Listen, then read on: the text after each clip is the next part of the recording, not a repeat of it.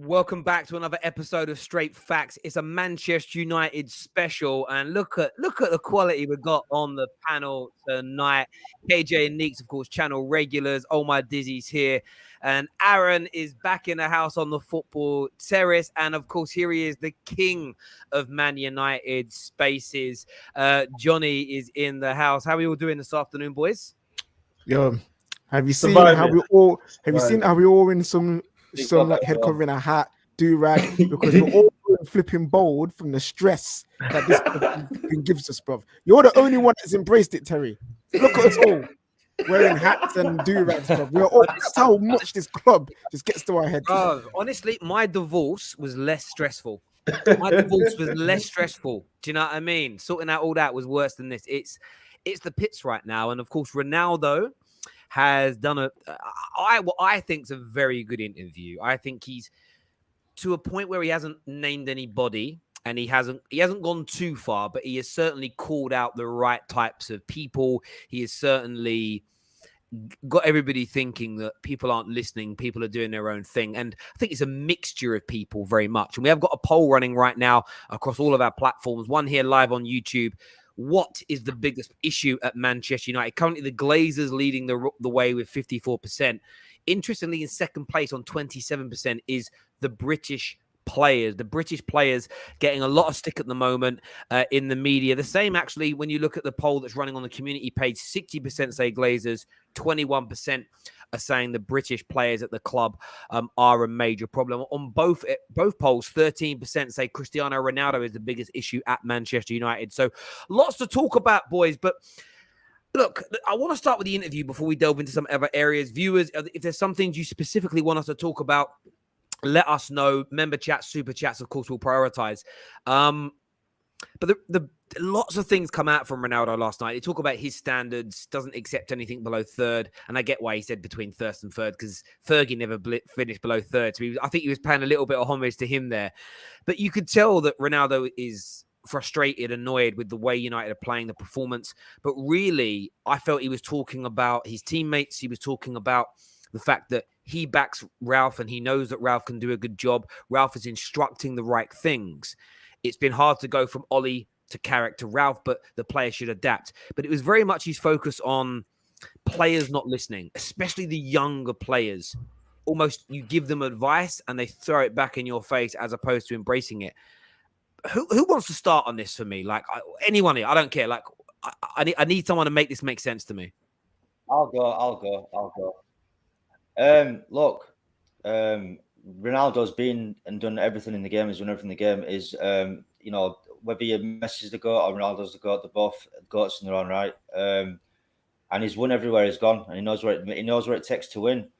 And if these players are that arrogant or their attitudes are that bad that they can't take some mature advice off a guy that's been there and won everything, get your bags, get your P45 and fuck off out of the club. Simple as that.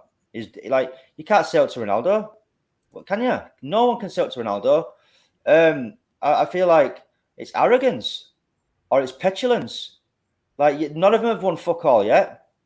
And if you're not going to take some advice off the guy that's respected in the world of football and sport, then you're not destined to reach the potential that you're going to make, because, like I say, he's been there and done it, and everyone at United, everyone in football respects Ronaldo. And one thing that we've been lacking since Fergie's retired, not just Ole, but throughout the entire tenure since Fergie's retired, is a winning mentality. We haven't won no league, we haven't won no Champions League, we've won fuck all, and he has won it. So if he's telling you to do this and that, in my opinion, you should be doing this and that. And if you've got a problem with how he's doing things, or if you're a shrinking violet because you can't be in the presence of greatness, then you don't belong at Man United, in my opinion. Listen, I 100% agree with Jonny. I put out a tweet yesterday saying that when obviously after Ronaldo interview, and basically same thing. A lot of these players need to shape up or ship out, and that's my overarching feeling when it comes to this. And it's ironic because when I saw this, I saw the interview or heard the clips from it, and it reminded me of the Ronaldo Van Nistelrooy time where Van Nistelrooy, as the elder statesman, had issues with the younger statesman, basically not doing what he wanted him to do. And of course, Fergie dealt with it in the way that he did. And Fergie ultimately he generally makes the right decision, even if it doesn't make sense at the time. But we hear how Rio Ferdinand speaks about Ronaldo and how Ronaldo received the criticism that he was getting from Van Nistelrooy and other senior members in terms of he's a show pony. I think Van Nistelrooy said he should be in a circus. Basically criticizing his performances, and he took that as motivation to say, "Well, I need to up it because I've joined a team of winners. I've joined experienced heads who know what it takes to win. I want to become the greatest. I want to become the best that I can be. So what do I need to do?" And as Jonny said, if these players aren't willing to take the same path that he did in an experience that is not as similar, but has similarities to his own experiences as a youngster, then they don't deserve to be at Manchester United, because it's what he was doing when he matured, the likes of him, Rooney, etc. And those are the standards that we as Man United fans have come to expect. So those standards remain after those players leave, and in Ronaldo's case, after those players come back. So that's the standards that they need to live up to. And if they're not willing to do that, I have no problems holding the door for them on their way out. I ain't driving them out because I'm not wasting my time on them. I'll hold the door for them on their way out. You know what it is for me? I think we've had suspicions that there's a mentality issue at United from top down, to be honest. And I think this Ronaldo interview is only confirmation of that, really. If you think back to, Louis van Gaal's era was a bit of a mad one still, because he was playing youths and then nothing was going right. But if you look at the Jose Mourinho era, do you remember there was a period where if we played after the rest of the top four and they dropped points, we were guaranteed to drop points. We could not capitalize on, let's say, Arsenal dropping points, Chelsea dropping points, and that's a mentality thing. If you look at Mourinho's second season when we finished second, bringing in the likes of Lee Grant and Fred and saying, "Okay, go compete for first," that's a madness to me. If you look at our recruitment, it hasn't screamed a team that's looking to be anything more than top four. If you look at some we lose games and players will come out and say silly things like, "Oh, it's United, we expect better," but then the next game you see a lack of effort and all that sort of stuff. It's a lack of not necessarily ability and mentality. If you look at for example, when we're on a good run of form, which hasn't been frequent, it doesn't happen a lot, but when we're on a good run of form, players will come out, they'll do interviews, they'll talk about challenging for the title. Even some of the fringe players look majestic. Even McTominay, we were talking about Ole's first stint, McTominay looked crazy. Pogba looked crazy. Rashford, he looked on it. Martial looked on fire. And then when as soon as a bad result come and we go on maybe 2 games of dropping points, the dressing room is in catastrophe. It's a lack of mentality, and I think all that this Ronaldo interview did was just confirm that point to me personally. If we're being honest, when he's talking about the young players specifically, when Ronaldo was mentioning that, he's talking about one in particular, and the reason why he's talking about this one player is because he probably sees the ability and the quality and the talent that he has in Mason Greenwood. He probably sees that and he's trying to get into Mason's head. You can be one of the best in England, maybe the world if you want it. But all you have to do is listen and follow. And unfortunately, Mason ain't doing that. I think it's well documented that Mason, I don't think, is a Ronaldo fan. I know he loves Messi. He'll openly say that. You know what I mean? But I don't think he's ever shown any kind of homage to Ronaldo, and maybe having him here in the flesh, he looks at him and doesn't necessarily see the GOAT. He just sees an old man.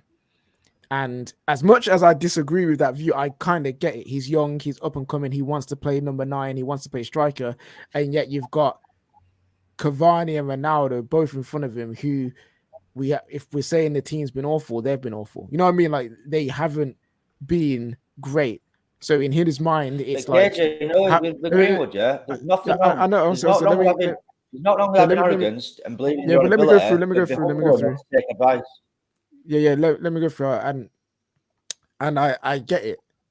I absolutely get it. But he needs to remember that his career is long. You've just started, young buck. Your time is coming, and the thing with getting so much so early is you start to believe that you deserve more than you actually do. And I think Mason is now suffering from that. We gave him a big contract very early on, and all of us here were happy with Gas. We love this kid, but that has affected him to the point where it's like at Manchester United, maybe not England because he doesn't play there, but at Man United, he starts to now believe that he is something further along than he is. Now, he can go on to be the guy. I can see him breaking the goal scoring record for Man United if he plays enough games and he actually fixes his head. But right now, he needs to remember that, I love the fact that you're not necessarily like bowing down to Ronaldo and it's like, oh, whatever you say goes, Ronaldo. No, if you want to be the best, you're going to have to want to take on the best, even if it's your teammate. Max Verstappen don't beat Lewis Hamilton to a world title if it's like, oh, but Lewis is the GOAT, so I'll just have to wait. No, you need to have that mentality of I will beat you to it. But at the same time, he needs to humble himself and remember there's still much more to learn. There's still much more to go. And I feel like Mason embodies this whole sense of entitlement in terms of we know you're talented, we know you're good enough, but you haven't got the CV to be demanding certain things. So that's facts. Yeah, it's a difficult place right now. I think what I would say is, looking back at everything that's happened and the Ronaldo interview yesterday, I think there's a huge lack, and I think pretty much everyone here has probably said it once or maybe twice or more times. There's a huge lack of accountability. I think for too long, a lot of these players have been in their comfort zone, and all of a sudden, you've got someone that comes in who has the reputation of putting a lot of emphasis on discipline, putting a lot of emphasis on following instructions, and this is why you're seeing the reactions that you're seeing. And I think Ronaldo, throughout his career, has followed a lot of instructions. Hence why he's had all of the success, obviously with the hard work and stuff. And he's trying to tell his teammates, listen, this is the right way. This is why I think he's back in Rangnick, because he's trying to tell his teammates, if we follow this guy's instructions and we listen to what he says, we will be successful. And I think a lot of players are finding a hard time now not being able to do whatever they want and get away with it. That's the part. Doing whatever you want is one thing, but doing whatever you want and getting away with it is another thing. And I think that's what a lot of players are struggling with. I think if you, and I've always used this example, if all six of us here play in a game for Manchester United right now, we lose a game, I gave the ball away twice, we concede 2 goals. I'm in the dressing room and I'm holding my head in shame. Like, I can't believe what I just did. I just want to go home and that's it. I turn on my TV and the gaffer's there. And I know people are going to twist this and say, yeah, but he's protecting the players. I understand that. But protecting the players is one thing, but coming out and saying that Aaron was amazing today, he was fantastic. And I'm going to look at this like, hold on a minute. Yeah. I just gave away 2 goals. We conceded 2 goals and we lost the game. Okay, it happens once. I'm going to look past it. It happens twice. I'm going to look at the manager funny and think, you know what? I'm just going to keep doing the same thing, because regardless of what happens, I'm starting the next game. And I think that's what's been happening for so long, that now you can get dropped for not playing well. And now all of the players that had that mentality are thinking, wait, why did I get dropped? Yeah, I know I played bad, but I should be starting anyway. So I think this is now what the players are struggling with, and this is why we're seeing what we're seeing. I agree. It reminds me of, we've all got a friend, whether it's a guy or a girl, who's never really been told no in their life. And suddenly they meet someone who tells them no, and there's that instant kickback. What? Someone's telling me, I saw a video today, random thing that popped up on my YouTube feed of an Uber driver that kicks these 2 guys and 2 girls that get out of the car because they come in and they're rude. And you can tell by the reaction, they're like, No one ever kicked us out the Uber. We always behave like this, and no one ever kicked us out. And you see that spoiled, entitled look on their face. Look, I think Greenwood is certainly somebody that Ronaldo is talking about. If you actually look at the performances from Mason Greenwood, and his main job is to create and score. He's become as bad as Marcus Rashford when it comes to decision making, shooting when he should pass, passing when he should shoot. I know he scored a great goal against Leicester, a rocket. So, yeah, but how many of those rocket shots from outside the box do you actually go in professional football? People score 3 or 4 a season like that. You're trying 3 or 4 a game, pass the ball more. Interestingly, that's the exact same pattern that Rashford started doing. The amount of times he cuts in, and yes, he can score. He scored some good shots, but he's shooting too much rather than playing the ball out for an overlap or trying to work the ball into the box. Man United, how often? I mean, we did it against Arsenal twice, funnily enough.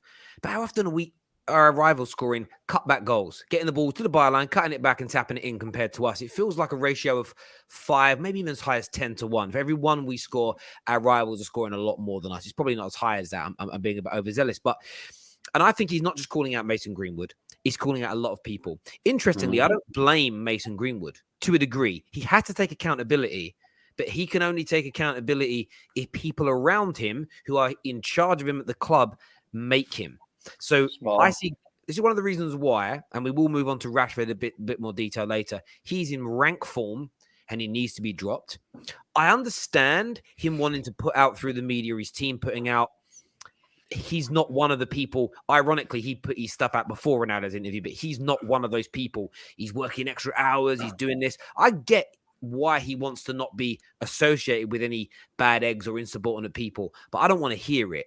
I want you to focus on getting better and just be goddamn better. But the reason I'm not on Rashford from he's in bad form point of view, and he should be dropped, I agree, is that Rashford, Greenwood's now doing it, is following the same pattern of our attacking players at Manchester United for the last almost near decade. They all get worse, irrespective of who to rank them all, from who Moyes inherited and every player we bought in. I don't really care who you've got first and last. They all followed the same pattern, from Di Maria to Nani, to Memphis, to Rashford, to Martial. Greenwood's doing it to a large degree. I mean, Sancho's new, but he ain't doing too much either. It's the same thing with all of them. Why are you not driving at players? Why are you not crossing? Why are you shooting too much?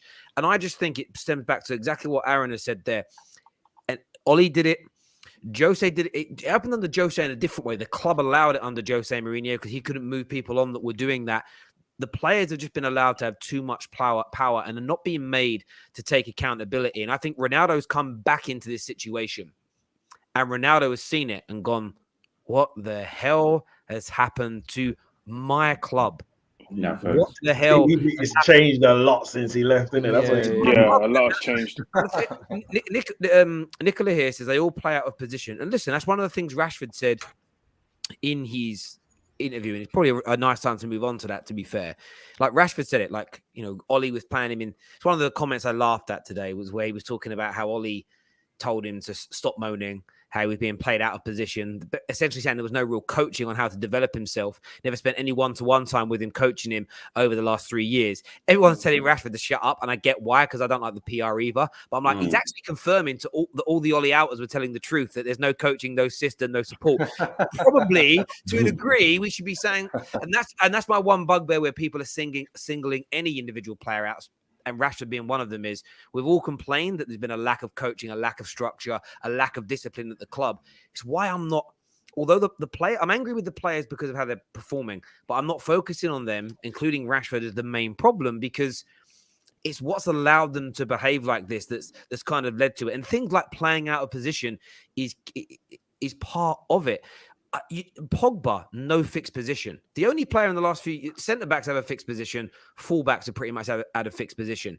But our attacking players and our real talent, they're being chopped and changed, and new systems and everything else. And what we need at this club now is continuity. What we need is continuity and the players to be made to take account. And I don't care whether you're Greenwood, Rashford, Bruno, Ronaldo. If you don't listen to Ralf, this club should sell you as quickly as possible. We need to start setting that precedent. And do you know what's crazy about it?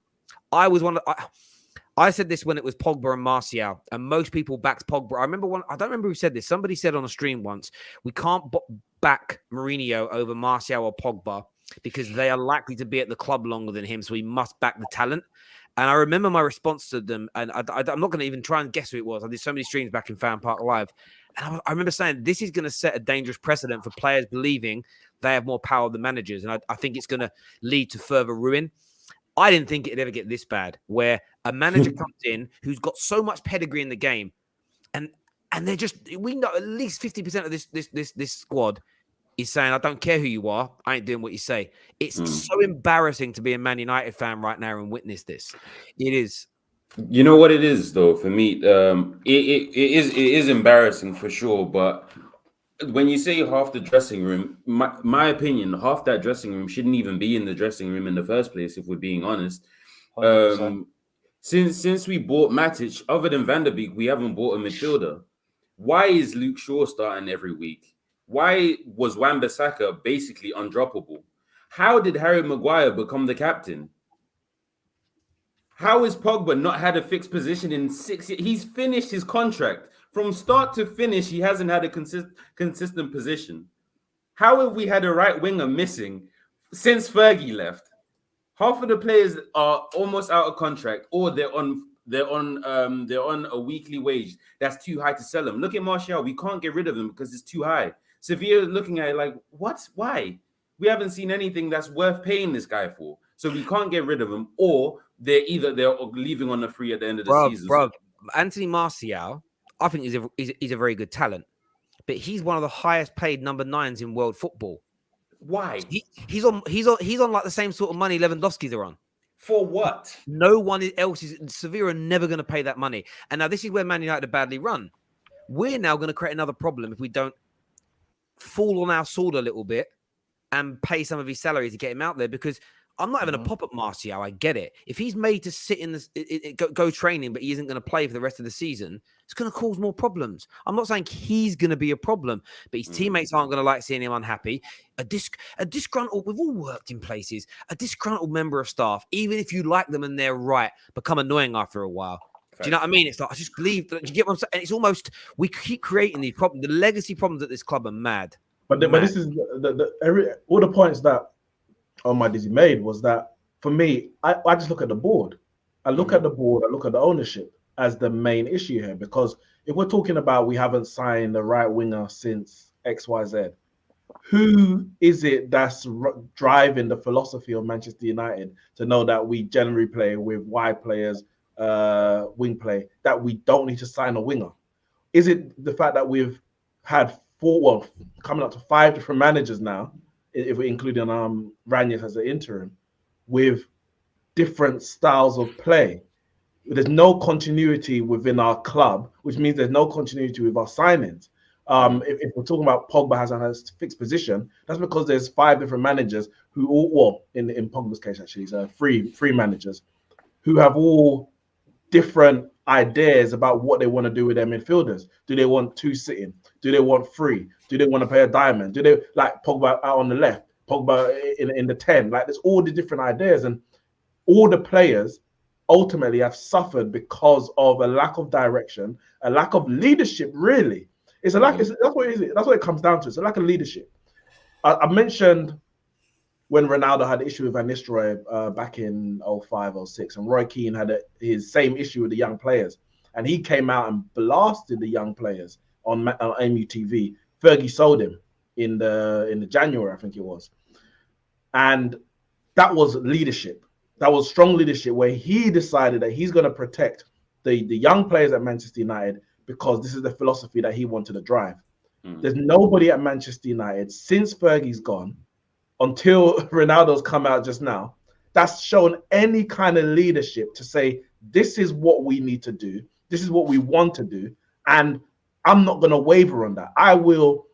In Fergie's case, he was, as Terry mentioned, like falling on his sword to an extent, having to get rid of great individual players for the greater good, the likes of Sam, the likes of Beckham, the likes of Van Nistelrooy, the likes of Keane, because it didn't fit with the philosophy. We have had no philosophy since Fergie's gone, and ultimately the players have suffered. So that's why when I see these player agendas, every time things are going bad. Sometimes even when things are going okay, but every time things are going bad, these player agendas creep up and then they become the main talking point. Maguire is the reason why we are in this position because we signed him for 80 million and he got given the captain's armband. Rashford is the reason why because he's British and he gets protected by the media. Pogba's the reason why because he looks lazy on the pitch. He doesn't press. Martial's the reason why because he doesn't smile. No, that is not the reason why. But your inability or our inability as fans to see through and I say see like to see through a cause or whatever it might be, and our board's inability to actually push through and stand by a project is the reason why we are where we are. And every time that we keep focusing on these individual players, nitpicking at every tweet that a player's made, every interview that a player does, and saying, this is evidence of why this player is the reason and why that needs to be sold. Every time we nitpick the lineup that a manager is made or a performance that the team comes when the manager's been there for 2 months or I don't know how long he's been there, a couple of weeks it feels like, and we're nitpicking immediately, we are deflecting from the real reason. And we as fans need to take part of the responsibility from it. We have to. And you know, Neeks, you made a few very good points there, especially about board level and all these things, and us not having a clear philosophy. You look at other teams, you can talk about their philosophy. You know how they're going to play. You know what type of players they're going to buy. I think that's where Rangnick comes in, and I think we can all be happy that I think we're all happy that he's going to get that 2-year consultancy role, where he's going to be able to influence the board to tell them what type of football we should be playing. And now a lot of people are looking at Rangnick funny and talking about Zakaria this, Zakaria that, but maybe that's the type of player he wants for Manchester United because he wants Manchester United to play a certain type of football. And maybe along the line or with years to come in 2 years, we're going to see more of players like Zakaria coming in, young players who haven't really won anything yet, but who are going to come in and be hungry and show that hunger on the pitch. So, I wouldn't, and a lot of players now, because now they're under Rangnick's management. Now, if as a player, I'm not listening to Rangnick, in my mind, maybe in their minds, they're forgetting that at a certain point, this guy's going to go at board level. So if you don't listen to him now, when he's at board level, he's going to look at, Aaron? Yeah, he didn't listen. Yeah, transfer listed. So you better listen to him now or you're going to find yourself out of the club. Sorry, Kate, I just want to say quickly on that, and I'll make you absolutely spot on there, Aaron, because I saw, and I don't know how credible this was, but I saw a lot of people talking about it last night, how Scott McTominay is a standout example. I remember being on one of Jonny's spaces. I definitely said it on one of my streams. People have got to get out their feelings. People have got to drop for a moment their own player agendas. Is Zakaria or Zachariah, I keep hearing people say it different ways. Dennis, it's easy to say Dennis, right? Is he my number one choice in midfield? No. But do I trust Ralf Rangnick's ability to pick the right players for the clubs he's at? Yes. So I can still say, I love Ruben Neves, though. I love Hadara. Personally, if I was picking, it would be Tchouameni. But do you know what? Basuma, whatever. But leave it at that. Be supportive. Look for the positives. Think about, I still see this. He ain't what I want. This is outrageous. There was a report yesterday that Ralf loves Scott. His commitment, his dedication, his hard work, wants to use him nearer the box rather than deeper, which I think is actually sensible because, edge of the box, by the way, he's got one of the sweetest strikes of a ball you'll see. I wish he could pass as well as he could strike a ball. But it's a case of, I'm seeing people that on their Twitter feeds talk about Ralf should be the voice. I'm backing Ralf 100%. But then fuming every time Scott McTominay is picked or he's praised by the manager. For me, I don't understand that. It doesn't mean you can't have an opinion. But maybe for a year, maybe 2 years, you sit back and go, I'm just not going to slam that decision by Ralf. If I back Ralf's decision, if I'm backing Ralf to run my club, I think he can fix it. I just think there's an element of chill slightly. For me, I think it maintains too much level of toxicity when it's. I don't understand it. I don't understand how you can back Ralf, but slams 60-70% of his decisions so angrily. You know, I don't get it. Look, I'm backing Ralf, but at the minute he's the German Ole.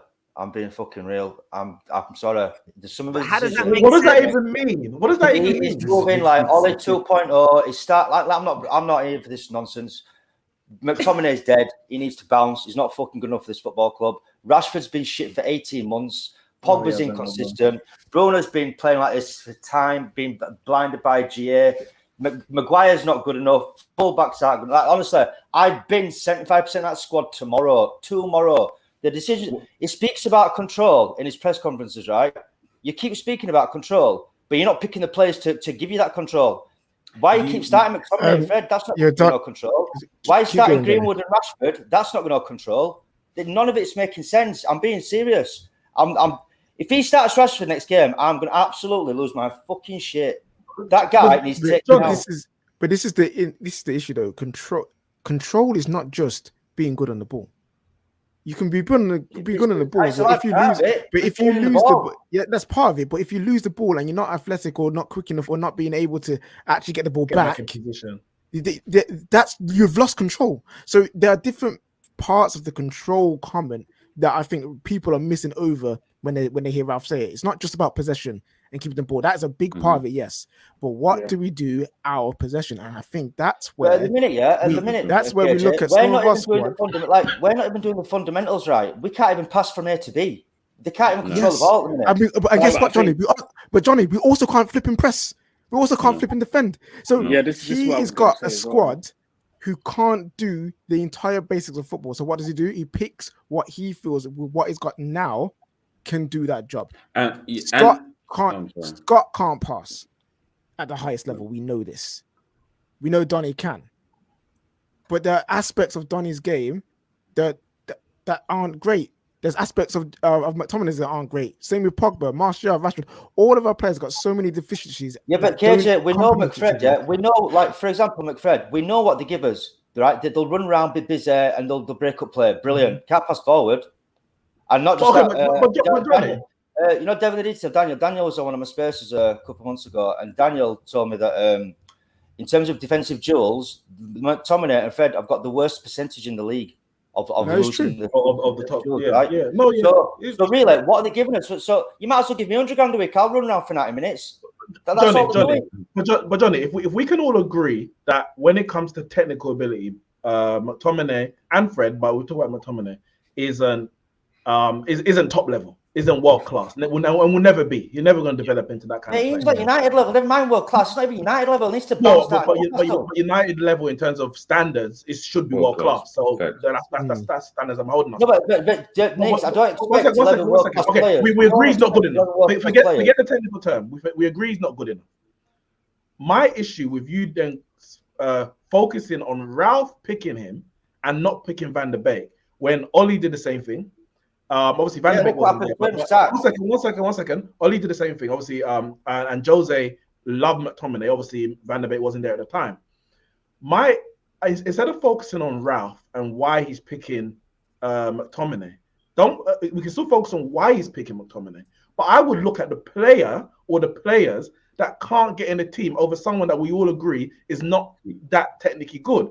Rangnick has spoken about not playing players. He's not going to beg anyone to stay. If you're not committed, then you can bounce.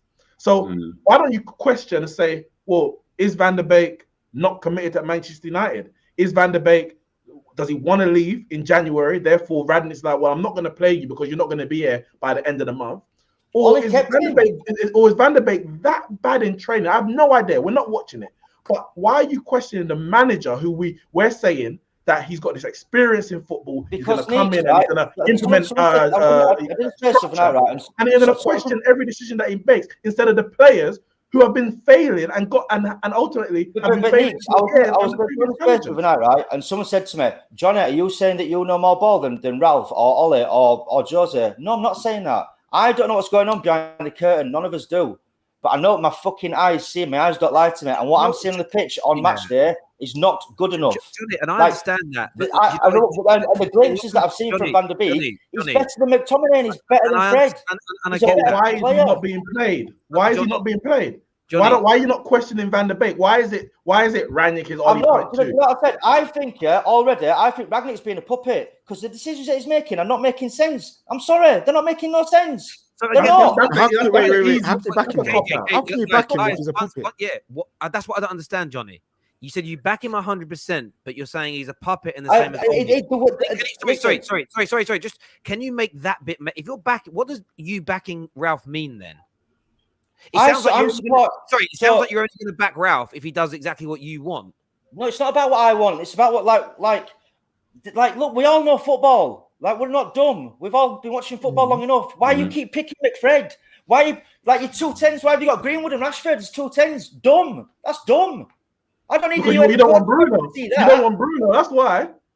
It's no. I'd have Bruno and Sancho or Van der Beek and Bruno. They're 10s. Rashford and Greenwood. That's dead. But you're questioning the manager purely on his decision. Fair enough. But why are you not looking at the player? Why are you not saying how are these players unable to get in ahead of Rashford, who's bang out of form, and Van der Beek? And McTominay is not good enough. I said to you 2 minutes ago, right? Before you even get to Ralf and his selections, at the minute, they're not even getting the fucking basics correct. They're not getting the basics of football. Yeah. Receiving the ball, control it, passing. That's not Ralf. How do you not know that Donny's screwing up the basics even more in training? Like, I'm not saying he is. I think, listen, before we continue, everyone in this panel right here thinks Donny is a better footballer than Fred and McTominay. We all think Donny deserves at least 10 to 15 games straight to show what he can bring. Meeks may not, but like we all agree he deserves a chance to show what he can bring to this team. Meeks' question, his main thing is, we all believe that, but why isn't it happening? So clearly there's something behind the scenes that's going on. And then what else is the issue is when we actually deep it goes back to the root source. Why have we got a squad where a talented player may not be performing in training? So the people who've got to replace him are two less talented players. Why is that? Why is that our squad? I remember before we played a game and we played McTominay. I think we played McTominay, Matic, and Fred all in the midfield. And I said, Ollie is a disgrace for picking that midfield. But I said, the Glazers and Woodward and everyone else is a greater disgrace for even giving the manager the option of picking that midfield. And this is where we're at, Johnny. This is where we're at.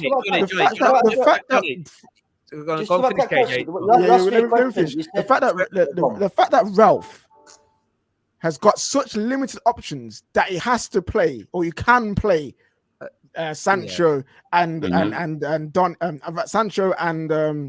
Rashford and Greenwood as 10s instead of whatever. The fact that that's an option for him is that's where we should be looking. So why are those options? My view is this. Sorry, can I go back to that question? I didn't actually answer your question. You said, why do I back him? Can I just answer that? Yeah. I want to understand. When you say you back him, I want to know what you mean by that, Johnny. Right. People are saying to me, oh, you Rangnick out. No, I'm not Rangnick out. I'm not. I fully support him. But it doesn't mean I can't criticize him for the absolute dumb decisions that he's making. That makes sense. But equally, that for me, that's confusing. And I'll tell you why it's confusing. Because I believe in looking beyond, and I'm not having a pop at you, I'm saying in general, when I look at something, I'm looking for the root cause all the time, not just the symptoms of what I see. If you back Ralf, then because you have faith in him, then for you to fully back him, it means you have to trust that his decision is based on a number of reasons: football, fitness. Maybe these players are not. Maybe Donny is one of these players who is not doing as he's meant to be doing in training. He's refusing things, isn't putting in the hard work. Therefore, he's not starting. No, but listen, let me finish my point. If you back Ralf isn't going to pick favourites because you're backing him, right? He's not going to do what Ollie did. You're backing Ralf, so he isn't going to drop him because he just doesn't like the look of the player. There has to be a legitimate reason. And I'm not saying he is one of the insubordinates. I'm just throwing out examples. So if you back him, I believe you should be trusting. Doesn't mean you can't criticize, but I think you should be trusting that his decisions of what he thinks are the very best for the football team, or he's leaving certain people out because they're not giving the energy and the effort that we're all sitting here and commending Ronaldo for calling out. I think that's backing him in the short term.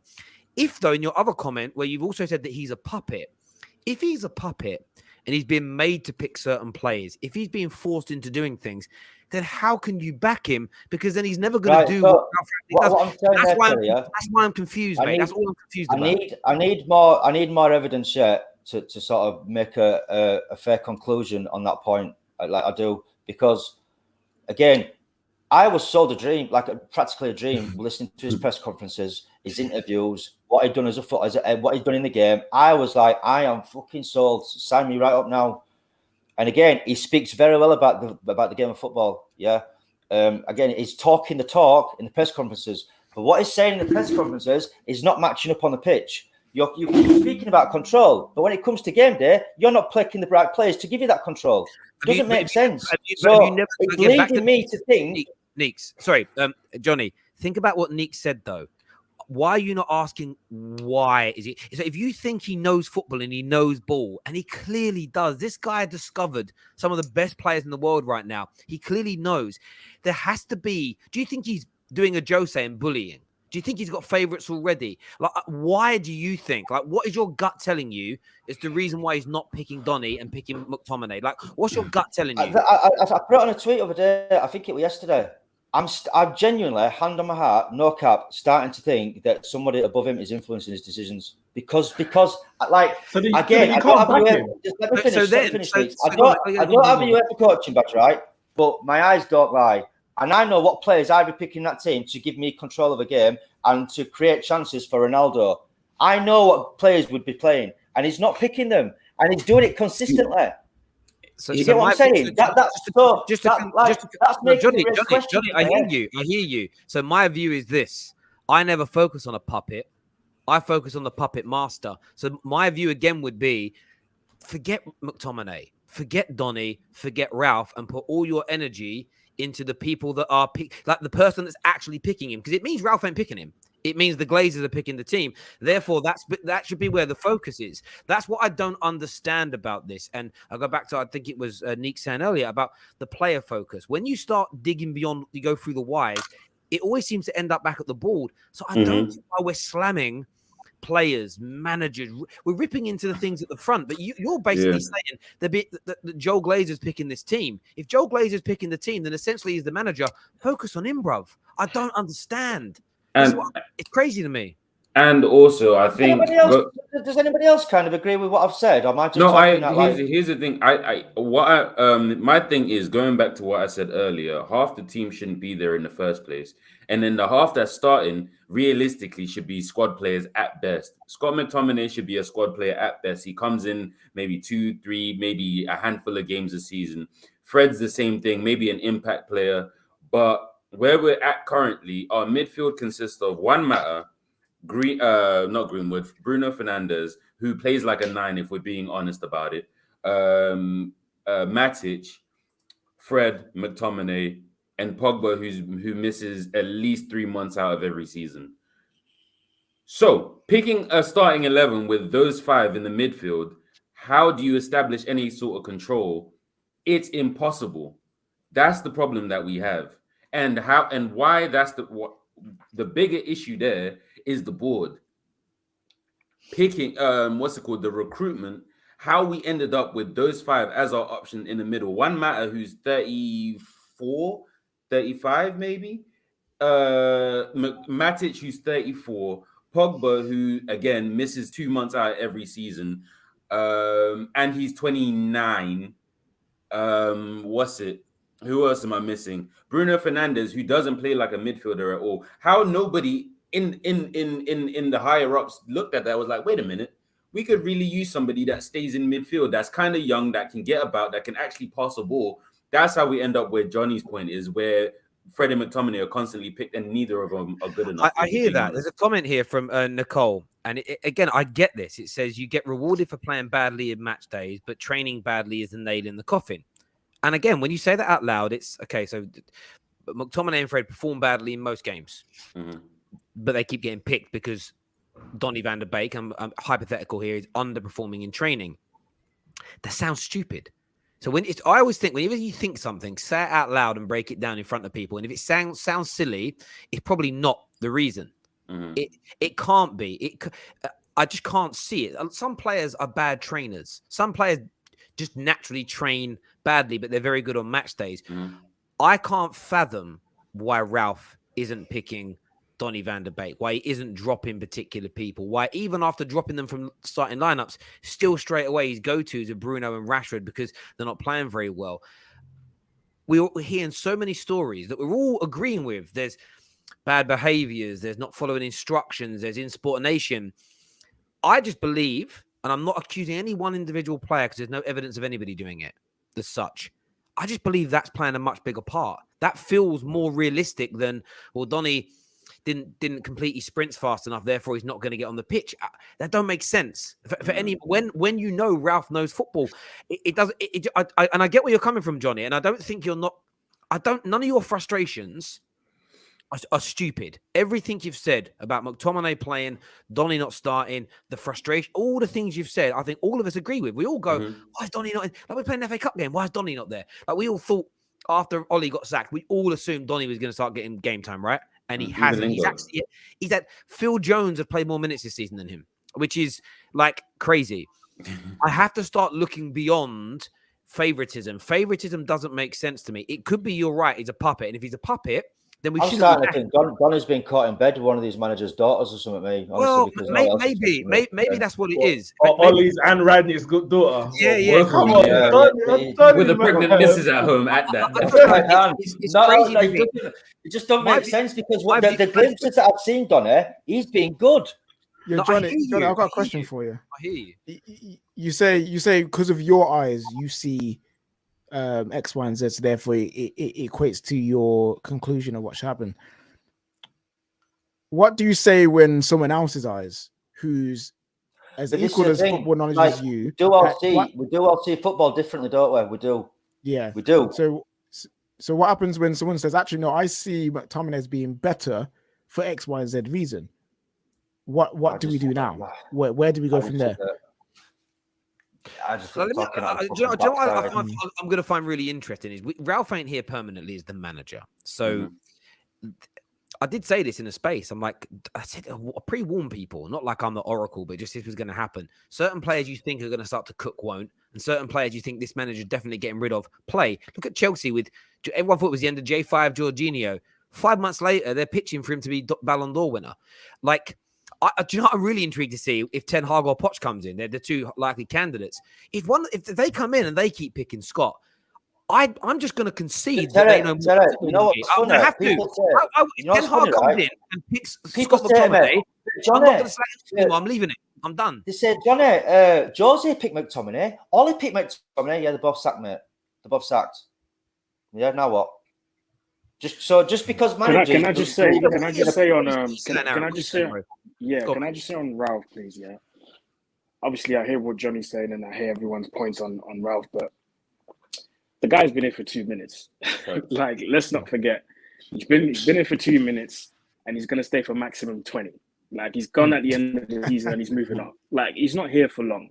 So let's give him these 6 months. Like, realistically speaking, yes, I've got my favorites and yes, this, that, and the other. But when he came in, I said, even when it comes to my favorites, i.e. Martial, i.e. Pogba, if you don't listen to what Ralf is saying or telling you, you know where your place is. Do you know what I mean? Fair. So for me, because he's only here till the end of the season, my expectations are not that high. All he has to do for me is get us top 4. If we get a trophy along the way, i.e. FA Cup, maybe the Champions League, but that's a reach. That's a bonus. That's fine.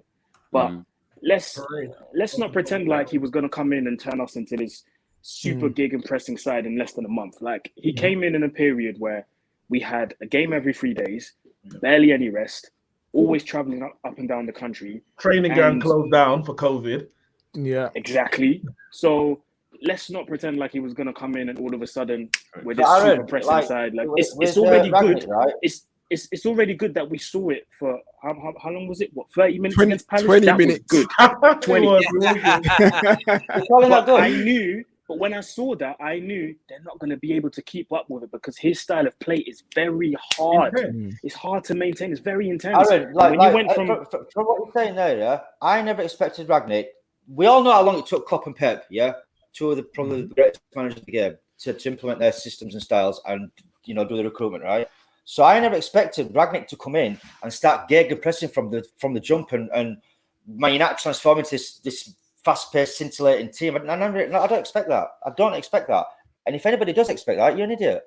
But I do expect to see when you're saying something in the press conferences, I do expect to see it translate onto the pitch in terms of like your lineups. Like now, if the players don't perform to an adequate standard, that's a different conversation.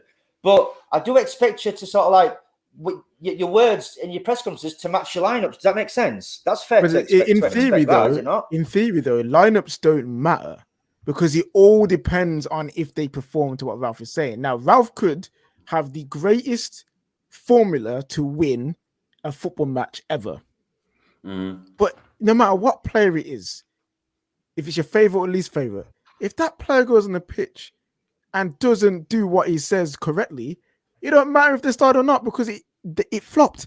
And if the sub he brings on ain't doing it correctly, it don't matter if that sub started or not because he also would have flopped. So the issue is, but KJ, if you pick a lineup, when team news comes out, right, and we all look at it. At least I can look at a lineup and say, I can see what he's trying to do. That makes sense. Now, once they start the game, if they don't perform, you've got what you've just said is correct.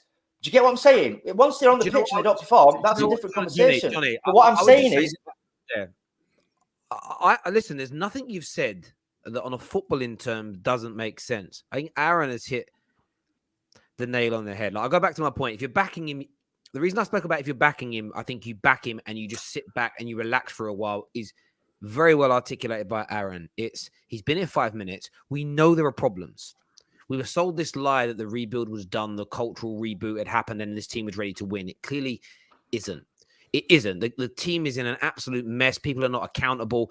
That's a cultural and procedural problem at the club that's always going to impact the tactics. One of the most famous sayings in business is culture eats strategy for every day of the week.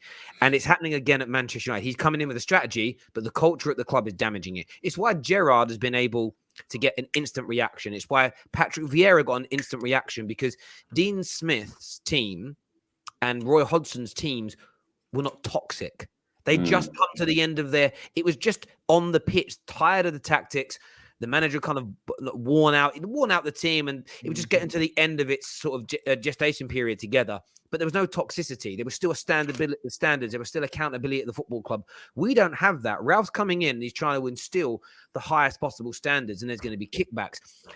One of the reasons for Donny could be maybe he's just not hitting the fitness standards. Maybe there's fitness tests each week and he ain't hitting them. I'm just saying, I think it's something logical. Equally, I don't want Ralf to tell us what it is because I don't want that dirty, unless it's like an Aubameyang situation, continual misbehavior.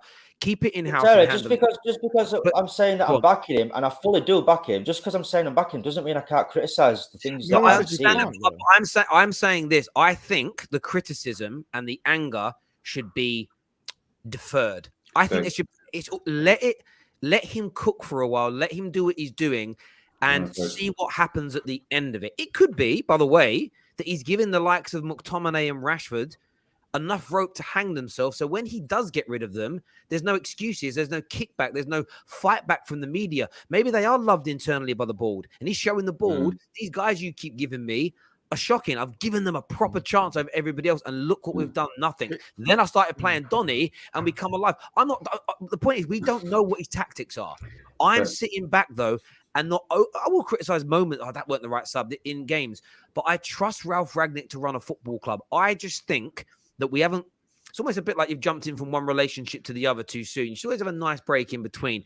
The scars of Ole have been opened up wide with our performances in these last few games. And that's why you're calling him Ole 2.0. If you back him, my suggestion is, and I think the fan base needs to do this because we don't help the situation. We apply even more pressure upon the players, which makes it even harder for them to perform. And I know there needs to be standards, but there also needs to be an element of let's just sit back and wait to see what happens here. Because I do trust Ralf Rangnick. Now, if you're right and he's a puppet, it doesn't matter how good Ralf is. We're not improving anyway, which ironically, Jonny, is one of the reasons why I said I don't think sacking. I still think that's more likely because one of the reasons I said there's no point sacking Ole is I didn't necessarily seeing it improving us in the long term because if they are controlling every manager that comes in, it doesn't matter if you've got the best or worst manager, you ain't winning shit if Joel Glazer's picking the team. Yeah. But I think for me, it's about letting these things cook. I need to do some super chats that have been coming in. I want to talk about Rashford and the British players next and then try and at the end of that kind of come to a conclusion around what we think we stand to do.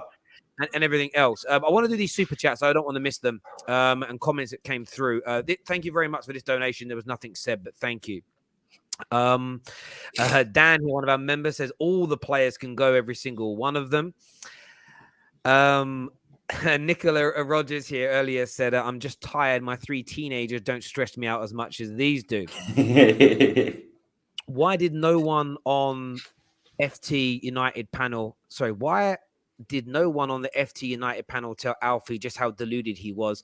My guy is in hiding now, and the thing he was saying sounds even more moronic. Wait, nah, we told him he was mad on many occasions. We told him he was mad. I could give you a 100 now. I'd give you a 100 for that super chat. Do you know what's interesting about all that, though? Because a lot of people, when Ole got sacked, there's a lot of people going, right, you need to get all the Ole outers on and apologize to them. And remember me and Neeks, we were like, not really. Let's wait and see what happens with the new manager. Because the new manager fouls as well, and everyone becomes Glazers out. I'll wait for the apology because I'm playing the long game here with this. I'm joking. By the way, I never need an apology from anyone. That's a joke in case anyone in the comments gets triggered. Zota says, are you guys saying Jose was right about these players? Also, the board...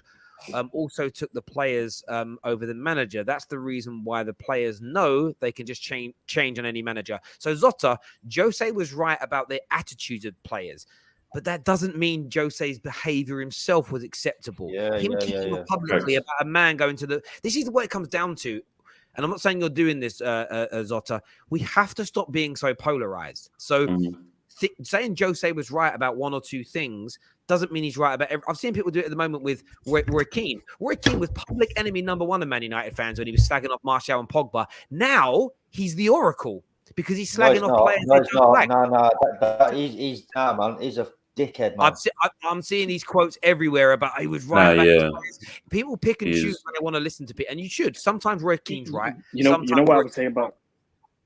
What I would say about Jose is he has his ways of getting the best out of players. And I think at Man United, he tried it and he just found out that it didn't really work. I remember there was a story that, what's it called?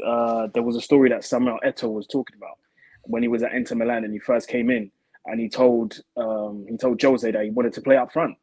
Jose was like, no, Diego Milito's my man. Like, you're not going to play up front. I'm asking you to play on the left wing. Eto'o was like, no, I'm not going to do that. So Jose was like, all right, cool, you'll be on the bench. So Eto'o was on the bench for like a few games until Eto'o himself went to Jose's office and apparently he told him, that's what he said, told him, Samuel Eto'o doesn't sit on the bench. Remember, this is an Eto'o that just came off the back of winning a treble with Barcelona. Yeah. And Jose was like, that's the player that I'm looking for because I want that hunger. I wanted that reaction from you. So now I'm going to play you. And surprise, another trouble.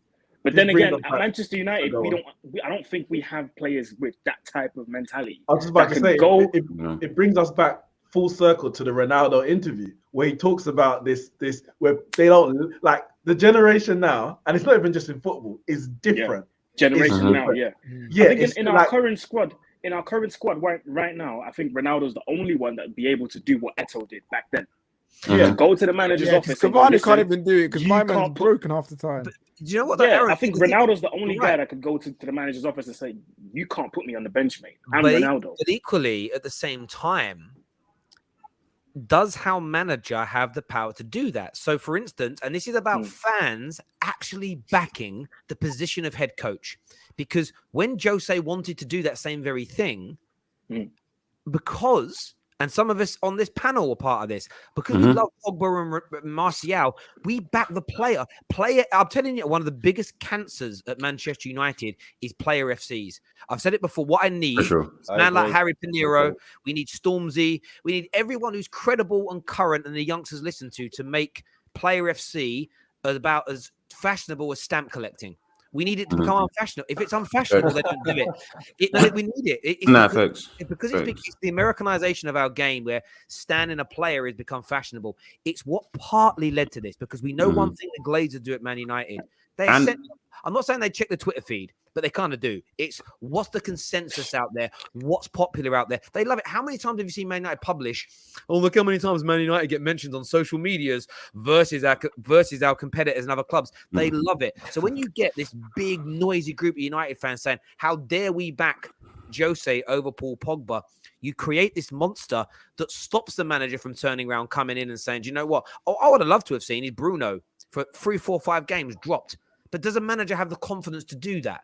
Because if Bruno walks into that boardroom and says, "I must play," and then to your point, Jonny, the ball go into Ralf and say, "Play him now. We pay him too much money for him to be on the bench. Sponsors need it. Go and do it." Then we're dead. That's where we're rotten. At the biggest point. This is why Lukaku did what he did. And more so to the point, the current crop of players that are at United, what have they done for United other than bar Ronaldo? Obviously, what have they done for United for you to stand them? They have done nothing. Since Fergie left, we've won nothing. Why are you standing these people?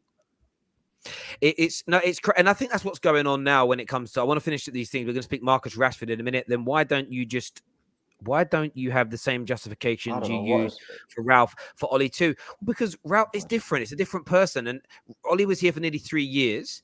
And Ralf has just arrived. Equally, if you're talking to me, I do think that the board are the biggest problem. I want Ralf to be successful. I want us to get a world-class manager. I want world-class players. But do I think we're going to win anything? Not if there's no culture and strong structure at the club. And when I say culture, I'm talking behavioural culture at the club. And do you know what, Terry Shiny Forehead, you watch all my streams, and you know I've said that for the past 3 years. I've seen you in my comments. So, bro, for you to act like I don't say that is crazy. You ungrateful fans, I wish I'd never joined Little Manchester United Club. You people seem to forget the days of McTominay, Pereira, and Lingard and in 15th. That's from someone pretending to be Bruno Fernandes. I change his name every show to someone else. Donny van der Beek is better than all your midfielders combined. I wouldn't say combined because Pogba's one of them, and whatever. But he is very, very good indeed. Rangnick's main problem is his old school management style. That's all about cracking the whip. That's no longer works. Do you know what I want to say to that? He's been there for 2 seconds. That's what I'm saying. You know what's mad though? You know what's mad? There's literally go and watch the Prime Video thing with Pep. You're acting like Pep don't slam players in that. Like this is like, and I know we had a bit of a joke the other day, Aaron, on socials when you were backing German passion over British passion. It's funny, but you know what it is. Like I think passion is and desire is so important. It has to be coupled with quality coaching and technical players. But you still need to crack the whip. The problem that we have at the football club is the players don't allow you to crack the whip because they have more power than the manager because the board backs the players. It's like one of those things. Like my mum was a soft one. My mum was shouting that a lot, but we didn't do what she said because she never followed through with anything. When my dad came home, Terry, as soon as he said my voice, I was like, "Dad, I'm so sorry, Dad, I didn't do it." But my dad literally cracked the whip. Like for me, if we're disciplined, if Rashford knows that if he refuses to do something on a number of occasions, that he will be ostracized and sold. Maybe you need one example. You do it to a big player like a Rashford. No one else does it. Listen, man, I'm not too bad. And you know what? On top of that, cracking the whip doesn't work because when you look at who's cracking it, I'm not talking about Ralf the man. I'm talking about Manchester United the entity.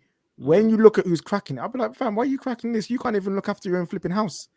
And I think that's one of the issues as well. The players can see the structure and the way the club is, and it's like, why should you demand me to do anything when you can't even do what's demanded of you? Perfect. Old Trafford is falling apart. Carrington is outdated. You got clubs in smaller flipping positions, lower positions in the league, and have better facilities than us. Fam, don't even Like, talk about the women's team. The stadium is not good enough. The investment is not good enough. So players are seeing it. I'm not justifying the players not turning around. That reminds me of. You ever seen that joke? Yeah. You ever seen that joke from Kevin Hart where he talks about his dad having a fight and getting punched up, and how like that evening at home he made his dad take out the trash. That's Man United. The players don't respect anything, and although they're responsible for that, they have created Man United have created a monster in our players by allowing that to take hold of the club, and it's hard to get out. And for it to get out, it's going to take a lot of hard work for someone like Ralf. It really is. We've got a few more super chats here. Then we're going to go into the Rashford conversation. 5 years, no trophy. But Bruno an option, Ronaldo an option. There's no cause. Tammy, the reason that they're options is because the reasons I put British players, Ronaldo, Rashford, and Bruno in the Glazers is they seem to be the three biggest. I'm just going to jump out and jump back in because my connection is fucking moving mad. No worries, mate. No problem at all. The reason they're options in the voting is they're the things that I see spoken about by Man United fans a lot on social media. So that's why they're there. Oh, God, the abuse of Rashford is about to start. You might as well invite Boris Johnson and politicals to abuse him as well. It's not about abusing Rashford. It's about having a conversation about him and the British players at large, really. There was one more super chat that came through that I missed as well. It says, Terry and the panel predict when and in how many years you will win the Premier League. That's going to be the final point of the show, how this gets fixed. So we'll come back to that a little bit later. Come back to that. Long time. But boys, Marcus Rashford, like we've all got different opinions on how good or bad he is as a football player. And I think that'll probably come up in the conversation, but he's getting a lot of heat at the minute, rightfully so for his bad performances. His performances are rank. He deserves to be dropped. He's nowhere near the standard that I think he's been at before, and hopefully can get back to. He's then come out with the PR stuff. It's 2 days running now of he's doing 12-hour days. Firstly, I was like, that's far too much. 12-hour days, loves the club. It's almost, I'm definitely not one of the people that isn't listening to the manager. Like Marcus Rashford is really laying it on thick. Like, what's everyone's on this? Let me go first because I'll probably be opposite to everyone how they feel about this whole situation. I don't flipping care who's doing this flipping PR. I don't, honestly. I'm a person that believes whatever a player needs to get back to their best, whether it's the constant PR, whether it's to go and like flipping, what you call it, turn off the socials, don't reply anything. Do what you need to do. If this is Marcus Rashford trying to get back to what he thinks is his best, try to clear his name, because a lot of people are saying a lot of lies on his name. Let's not forget about that. People are now starting to attack his character as a man. So when that happens, I can understand why he's trying to set the record straight, get his team to do whatever, if that's even him per se. It might just be his team reacting and making sure he doesn't get in a bad light. But if that is the case, I'm like, cool. Do that as much as you want, but make sure you get better. If that's what you need to do, make sure you need better. I'm a person that say, if I don't want to see it, if I get annoyed by PR, guess what? I got the mute button, I got the block button, I've got delete app on my phone. No one's forcing us to see these things. There are ways to mitigate from seeing these things. I believe in every single fan has the power to do so. So I don't care that he's doing all this PR, as long as he gets better. KJ, you'll be a great politician, yo. I'm with KJ. You know, I personally think that obviously every player goes through things, and if it's off the field stuff, then we don't know what's going on. But I think there's no shame in coming out and saying that. You don't have to tell us what exactly is going on. There's no shame in saying that, listen, I'm not in the right place at the moment. And there's no shame in admitting that maybe you might need a break. Maybe. I mean, we all know that Fergie back in the day used to tell players, listen, take a few weeks off, fly somewhere else, relax, don't check your phone, come back, recharge, boom, you go again. There's no shame in that. Regarding the stuff that's coming out that Rashford's doing X, Y, Z and he's not doing X, Y, Z, I think it comes across very, how do I say this? It comes across very weird.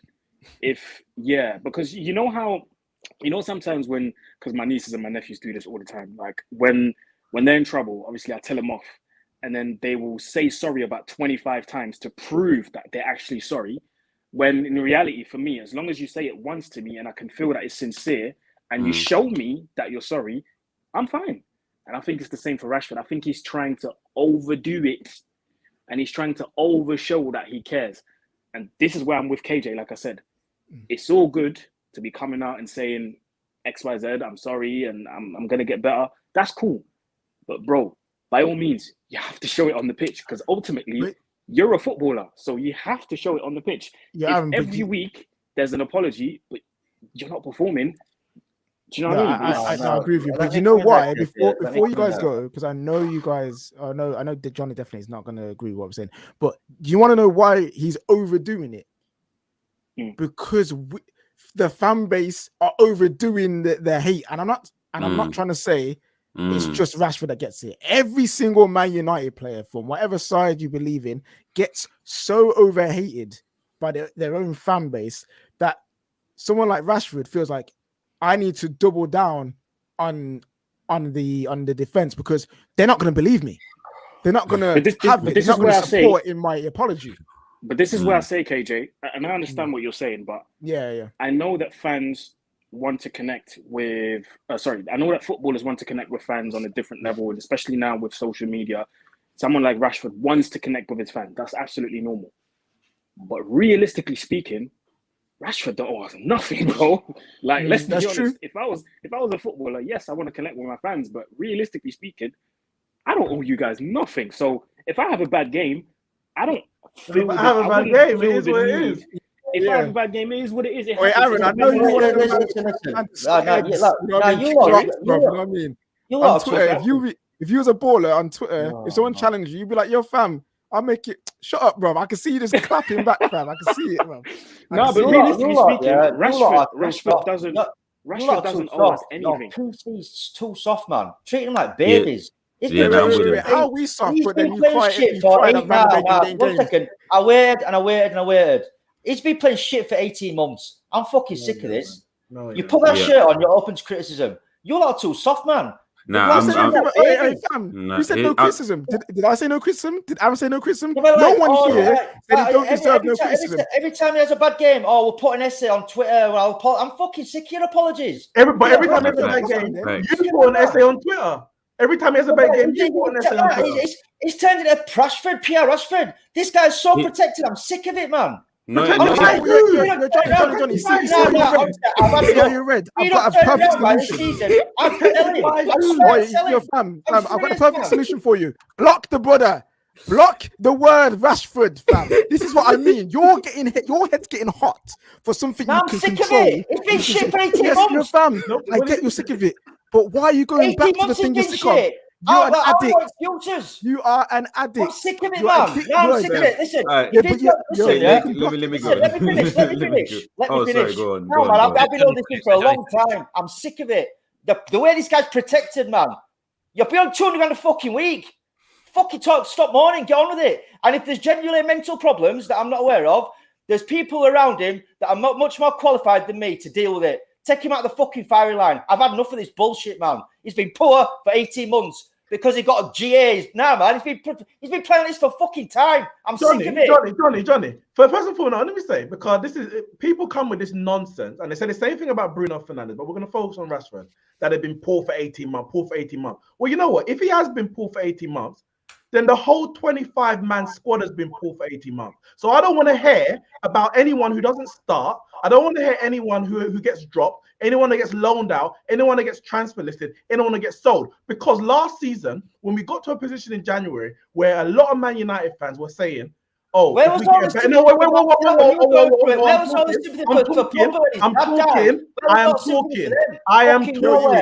I am talking. When we got to a position in January where a lot of Man United fans said, or a number of them, let's get a better manager now, we can win the league. Who got us into that position where we could win the league? 3 people were our best players. Balling. Pogba, Bruno, and Rashford. Right. So you can talk about it's just GA. They were winning games. They got us into a position where we can go win the league. So we haven't been bad for 18 months. Additionally, he was injured for the first two and a half months of the season. Yeah, fair enough. But now got my excuses. Now it's something else. I'm sick of the excuses. Excuse after excuse. 11 goals, 9 assists, no penalties. Or Neeks, one sec. You see the same excuses there that you're complaining about? People got the same venom towards Pogba and Martial.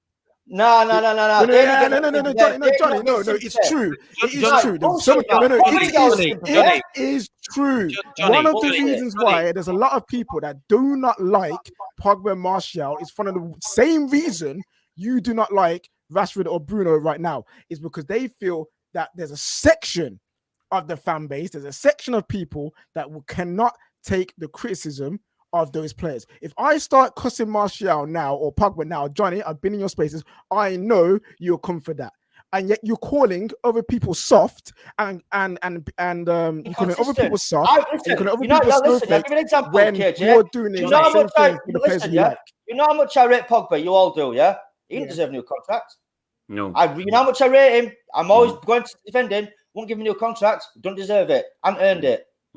Facts. We're not talking about contracts. We're talking about contracts. If you go, I saw you go in on Zal.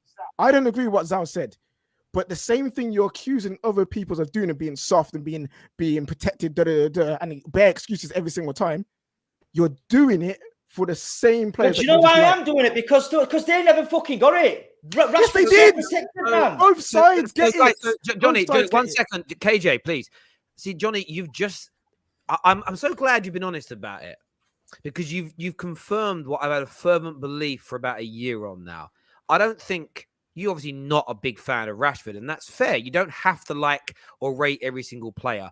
I believe your major frustration is players you prefer, in your opinion, get more criticism than Marcus Rashford. So there you are creating the equilibrium. You are laying it on. Yeah, it's like I'm trying to balance the scales. Exactly. And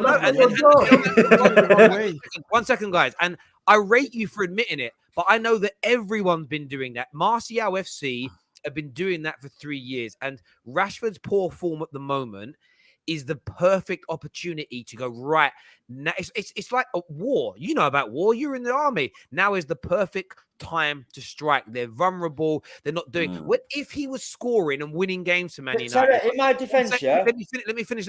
If he was scoring or winning games right now, and you still didn't rate him, the majority of Man United fans are going, shut up, he's winning this game. It's the perfect opportunity because Man United fans are jumping on with it. Now, let me just say this.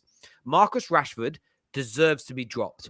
I disagree with Aaron and KJ. I don't like this PR stuff. I don't like how it makes us look. I don't like how do your talking on the football pitch. If there are issues aside from it, go and get them dealt with. Speak to the football club and allow this to happen. I'm not protecting him as a footballer. I'm criticizing him there. I'm defending him as a human being in the same way that I've defended Pogba on this show and Anthony Martial on this show. It needs to be done. My sort of feedback to you, for whatever it is worth, is you are just stooping to the same level as the people that you don't. So you're stooping to the same level as the bullies and the cretins that go after your favorite players. It's almost like I got bullied at school, therefore I'm going to go and bully another kid. It doesn't make any sense. I'm not bullying. I'm giving you an example. I'm not saying it's bullying. I'm saying but it's the equivalence is there for me. It's just because you're seeing Pogba and Martial not given respect that Rashford gets. Instead of trying to elevate the respect that other people get, you're trying to lower other people down. And for me, I'm all about trying to write. It's not just that. Everyone's on Rashford now. I've been on him for time, but everyone's on him now. Listen, you were all on Ole at end. I was on him fucking 2 years ago. You lot are all too slow to catch up, man. You're too slow. You were wrong to be with Ole in the first place. Though, Johnny, you're wrong. But you're wrong about Ole. Well, I'm not though, because it was. No, but you were wrong about Ole, and you've even admitted it to yourself tonight. We weren't sitting and talking about us three people here. I'm not too sure about Dizzy. We didn't turn around and say Ole is going to be the man to win us the big trophies. We just said we're not sure if it's worth sacking him because we don't have the structures in place to cope with a better manager. You've just sat there and said, no. On that point, yeah, you were correct, Terry. On the structure, I agree with you there. But it's a microcosm in a bigger problem. It's not about who's right or who's wrong. So I don't think Rashford has been bad for 18 months. I think Rashford can become a top-class player again for Manchester United. I don't. I'd sell him, mate. I swear down. I'd sell him in the summer. That's why you're more angry now, because this is the first time that he's actually been really bad for us. And it's like, now is the time to strike. Because this is the thing, Terry. Right, Terry, listen, yeah. I've been on to Bruno and Rashford for, Rashford 18 months, Bruno a year, definitely. Both overrated. Bruno and Rashford are overrated players. Okay. Neither of them would start in my team. I don't even in my club. It's real talk. So just a question for you then. You're backing Ralf. If Ralf wants them and keeps them and wants to make him better. That's a different question. I've said I will back him. As much as I have my opinion as a fan. Let me finish. Let me just finish the question so we can make it make sense. So if Ralf, who you back, wants them to stay, they're working on their new deals already. They give them their new deals and they become part of our team. They start delivering goals and assists again. Will you change your mind because you back Ralf? Or no, I have to listen. As much as I don't rate Rashford and Bruno, I have to trust Ralph's judgment. And I've said that already. I will back him, yeah? I will back him. I don't think Rashford deserves a new contract. I'll be selling him. Real talk. I'm not chatting shit, yeah? Bruno... You know, for a long time, I don't rate Bruno to the level that some people do. I think he's overrated, GA merchant. But if Ralf, over my opinion, can give them a role in the team that makes us go towards a title, who the fuck am I to question Ralf? I hear that. Right. One sec. I'm going to go to you in a sec, Dizzy. A few people saying, Terry, you're a politician. No, I'm a host of a show that plays devil's advocate. That's exactly my job. To do that.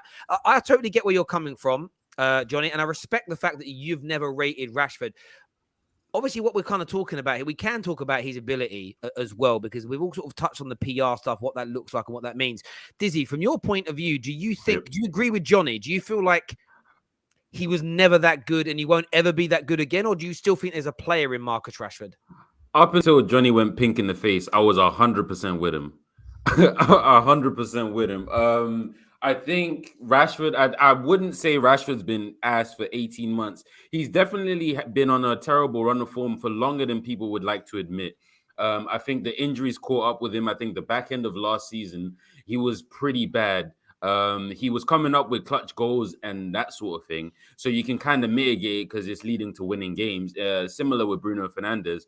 But there's definitely a player in there. I think he's just missing the decision-making element of his game. Now, going on to the PR and stuff like that. Again, I agree with Jonny. I hate it so much. I hate all that PR nonsense. I hate it, bro. When we lose a game, players are coming out and saying, "I'm sorry, we deserve better." I hate it. Don't do that. When Rashford's coming up, when Lukaku came out and he put up the stats to say, "Oh, I'm the fastest in the team," and they're calling me fat and da. I hate it. When Rashford's coming out and saying he's doing 12 hours, you could say you're sleeping at Carrington. I don't care. I hate it. I hate it so much. But again, it goes to a point of, it's gone back to what Ronaldo was talking about as far as mentality, where people are shifting the whole PR thing is shifting the blame from themselves and saying, well, it's not me. Look at me. I'm doing 12 hours a day. It can't be me. I love the badge. It's not me at all. Harry Maguire posting his I think ball recoveries or whatever it was. It's not me. Look at what I was doing. It's not me. It's somebody else. Lukaku. It's all a mentality thing, and it's all a way bigger issue. Which all stems from the Glazers ultimately. All stems from the Glazers. It absolutely does. You know what I would say about it is this: like, everyone's got a difference of opinion. The only thing I really disagree with you on, there's two things I disagree with you on, Jonny.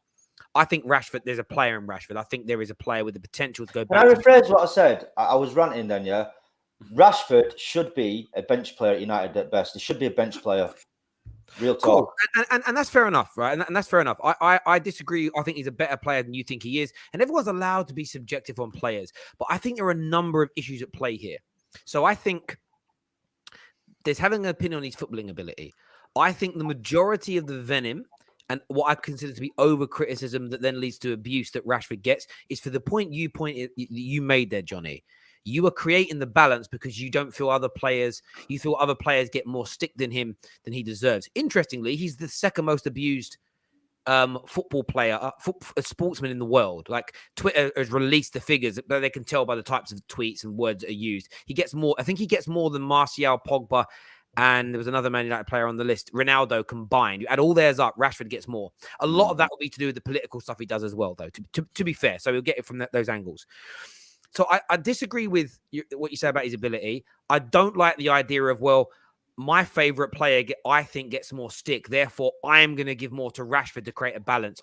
That logic is just one that I don't follow. A bit like it's more of like I was like referencing it more than like consciously trying to balance it. I'm referencing the fact that I think it's something that when you're honest with yourself, you don't even know you're doing. Sometimes we have a natural propensity to do it. We saw it. We all know that Raheem Sterling has been massively abused by the media. So when Harry Maguire, United captain, England centre-back, gets arrested, there are a certain group of people who have this feeling of, I really want, it's almost, I want him slammed by the media. I'm going to slam him. We have to make sure this guy gets found guilty because I want to prove a point that it isn't just, there are all types of players in the England squad. They can all be bad eggs. There's almost this kind of desperation for him to be guilty of it, as opposed to what we, if it was Raheem Sterling that was arrested for it, it'd be, hang on, let's not convict him before this. And I see this a lot. And it makes me sad, really, because I'm all about, I want the media to improve how they talk about Raheem Sterling, not treat everybody else equally as bad. Sorry, mate, let me just finish. That's the weird bit here for me. And rivals, they love it. They want Rashford slammed. They want Sancho slammed. And I get that. More power to them. I'm just talking about raising. I don't like how some Man United fans have treated Paul Pogba. I despise it. I've done many videos. Let me just finish. Sorry. All right. I've done many videos about the way Martial's been lazily treated by Man United fans. What I do is my best to treat them as equally as I can. Now, I have a different opinion on all their footballing ability. That's subjective and that won't change. But I treat them all with the same level of respect. I don't think how you create that is by bringing everybody down to the low levels. You try and raise everybody up. That's the biggest thing I disagree with in this. And that's where my bugbear comes in. I'm annoyed with Rashford for this PR stuff. But it doesn't mean get him out of the club. Don't want him here. Like I don't like Pogba's, and Pogba does it. I don't like any. Like, I remember kicking off about Martial nearly 3 years ago now, when he was trying to leave then, but he did an interview where he was like, "I love the club. I respect the fans." I'm like, "Bruv, your agent is across Europe trying to get rid of you." I didn't like that either. Like I hate all of it. But look, everyone's got a difference of opinion. Where I do, so I've gone in on Rashford there, yeah. But where I do defend him. And I do defend Martial, and to maybe a lesser degree Greenwood, because he's not really been like in first team for that long yet. But where I do defend Martial and Rashford equally is, in my opinion, they've had no coaching for the last 5 years. Neither of them. I think their development years have been missed by inadequate coaching at Man United. That's not Rashford's fault. That's not Martial's fault. That's Manchester United's fault. Rashford missed key development years. You're spot on, and that's why my anger towards any Man United player isn't venomous, because I believe that Pogba has wasted his time at Man United. For sure. So if I think Pogba's been wasted and Martial's been wasted, it doesn't matter whether I think or you think Rashford could have been as good as them. He's still been mistreated in that same way as well, which is why I'm not angry at them. We've seen nearly every single player come to this club fail or go backwards. So when it's a pattern that happens to everybody, I can't focus on individuals. I have to look at the bigger problem. And again, rivals don't like it, and people that dislike particular players don't like it because they feel like a lot of people feel like you're protecting Rashford, or you're protecting Pogba, or you're protecting whoever. It's not about protecting them. It's about being real for me. But Terry, one last point. I feel like, look, we all have got the Glazers, for lowering standards, and rightly so, and the way they run the club. But I feel like fans have got to take some responsibility too, because we accept mediocrity. Like play, I'm not going to mention another player because I don't want to trigger people. But we've got to a place where we're bigging up players, and let's be real, they're not good enough for this football club. That's on us. That's on the Glazers. That's on us. It's more than that, though, Johnny. Like this whole conversation back and forth we've had now, it stems from one side of the fan base likes a set of players and goes in on them. The other side says, you guys abuse them, so I'm going to abuse your favorite players. It's the same team, and all we do is go back and forth. And what you said earlier, like, oh, I don't see as much abuse for Rashford and Bruno than Pogba and Martial. But the other side will say the same thing. So then there's the issue of, so if that's the case, what the hell are we doing? What the hell are we doing? We need to come together. I watch a lot of people's streams. I follow a lot of people. I actually listen to people more and follow people's Twitter feeds and whatever that I disagree with more than I agree with, because I'm not. There's no point me. I don't tend to. Me and Neeks agree with a lot of stuff on Man United. I don't go out my way to. Oh, what did Neeks say today? If it comes on the timeline, I see it. I kind of know we kind of agree. I like listening to different opinions. We had a Liverpool fan come on the show recently, Zane, and was happy when his team lost because it proved his opinion right. In the last few weeks, I've been on streams, I've read people's tweets, and sometimes it's easy when you're watching people. There's like a happiness. I told you. I told you about Rashford. I told you he was bad. It's almost like it's the. I've seen fans from all fan bases do it. You'll have Lukaku do bad, and it's see. I told you I'd write about Lukaku. I told you I would. Yes. I'd right. There's almost like this celebration of being right about something going wrong at your club. And I think all of these things play a big part. And one of the things I left out on the poll was a big problem at the club. I do think the fans are an issue. And I say that because they're powerful. I think we've all done this at one point. Have you ever, as a result happened, and because of what you've said in a preview or whatever else, you think, oh, I'm going to get stick. Have any of you ever felt like that? Yeah. How big's our audience compared to some of these Manchester United players? Yeah, folks. So when you're a player, and I don't know, I'm going to throw a name out we like. You're Paul Pogba, and your first 2 or 3 passes haven't come off. Imagine what he's thinking and feeling. The shit I'm going to get. The stuff that's said. We play a part. Liverpool fans have got a brilliant way of protecting their players to a certain degree. Sometimes they're not real with it. It goes a little bit too far. But I think as a fan base, we've got to try and find a way. And this is what I'm saying about backing the manager. I don't agree with everything Ralph's doing. I completely agree with you massively, Jonny, that I wouldn't pick Scott McTominay personally. No. But I'm just willing to see what Ralph is going to create. It might take Ralph a couple of years with the new manager to clear people out and bring people in. There might be 2 or 3 players left in this squad that I would never have wanted to have kept. But if Ralph does it, I'm just willing to sit back and let it cook for a little while rather than expecting this instant jump, this instant. Because again, a lot of people felt that if we sacked Ole last year and brought in Poch, this team would have won the league instantly. Now all I'm sort of seeing is this squad's nowhere near the standards. That's less than 12 months ago that we were sort of saying. I just think a little bit more patience needs to be had. I think be more supportive of our players, even players you don't like, just a little bit more. Let's relax a little bit and let's see whether this time round, and this is the greatest thing of this whole show, we ain't touched on it once really. Let's see if this time round the club can fix the actual problem, which is their standards and their structure and the culture, which leads to all the things we're angry about. Like we're angry at the symptoms and we're not focused enough on what's going on. And I think for me, if we want to get players, I think we've signed players that are equally, over the last 9 years, we've signed players who, in terms of ability, could play for anyone in the Premier League. We've had players at our club. Pogba's a great example. On ability, he could play for anyone. The last time Martial was looking like he was going to leave back in 2018, Arsenal fans, Liverpool fans, I'd love him at my club. We've signed players that clubs want. We have just not coached them right. We have not developed them right. There's been no continuity. Why? Because the club hasn't created that structure. Until we get that right, yes, you're right, Jonny. I'll focus. If McTominay has a bad game, I'll say it was awful today. But I'm not going to take my anger out on him. Just on that point, McTominay, I want to know. Be honest. I'll come knocking on your doors. Other day when we played against Villa, what did you think of Dion Dublin giving McTominay man of the match? Oh, I screamed into a pillow. I legit I was watching with my dad that I didn't think he deserved it, but I thought no Man United player deserved it. Yeah, he should have gone to a Villa player. That was it. He should have went to a Villa player. It wasn't. I wouldn't. It should have been a Villa loss, but they were the better team. It should have been a Villa player. I thought it was straight back. I was like, so I swear down, no lie. I thought somebody had told him pre-match McTominay's the man of the match. That's how I thought. You've been. This way it was purely Man United won, so you couldn't give it. So this is what I think his thought pattern. Man United won, so I have to give it to a Man United player. They were all bad. McTominay scored a goal. I think that's literally what it came down to. Because none of our players deserved it. Ramsey absolutely ran bloody rings round him. Honestly, Ramsey should have been man of match in my opinion.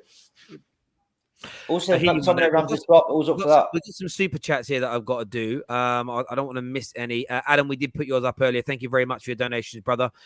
Rashford's situation reminds me of any ambitious young person. They tend to burn themselves out trying to be Superman. Part of the experience is learning how to maintain balance. As Mr. Miyagi said, if walk on left side, safe. If you walk on right side, safe. If walk in middle, squash like grape. That's what he said. Which Karate Kid was that one? That was Karate Kid 1. The same. The first one. That's not the same. That's not what he said. But okay, that's Yes, he did. Yes, no. he did. Mr. Miyagi said that, but that does not relate to what At he all. said. But that's Does? at all. Yes, but it does. It doesn't. Whoa! It's Hang on. it's about Stop. Hang on. Part of experience is learning how to maintain balance. It's all about balance is in the middle. How is getting squashed in the middle a bad thing? because you've got to know when to be on the left side. You've got to know when to be on the right side. You can't just go full throttle the whole time. It's knowing where to be at the right times. That's what it's about, bro. That's balance. Sometimes you got to work hard. Sometimes you got to take your foot off the gas. These 12-hour days that Rashford is doing is a madness to me. Like, I don't disbelieve him. I think Marcus Rashford is doing that. Why? It's crazy. You're gonna burn yourself out. You know, I think it would be wrong to not. I think we should speak about Greenwood for a few minutes. I do hear you, by the way, KJ. I do get what you're saying, by the way. Yeah, I think we should. If you've got 5 minutes, Terry, we should speak about Greenwood. I think, let's get through these super chats. Okay. Sorry, Arsenal fan, Sir Spam a lot. Sir Spam a lot. Shot a lot. Greenwood is the biggest problem. But that will be realized soon. Linked with Arsenal, no get away is what Steve says there. £70 million offer comes in for Rashford. You man are taking it. Yes. No. But the irony in it is the only clubs are going to pay £70 million for him are elite massive clubs, and that should be like. Do you know what happened? Do you know what happened, Johnny? And I can guarantee you this: I don't want Rashford going because I rate him. If Rashford leaves and goes to, let's just say, Barca get him, and he goes there and starts cooking, the same people, I guarantee you'll tweet within a year if we're not doing well, saying we should have kept Rat. I guarantee you will, Johnny. I know you will. All we needed was an experienced coach, an elite coach to turn Rashford into a world beater. That's all we was. This is why I called Rangnick. He's got world beater in his locker. He has not got world beater in his locker. To be fair, most of our players don't, bro. It just is what it is. That's the thing. Like, most of our players don't. So we can sell Rashford. We can sell Bruno. We sell the 25.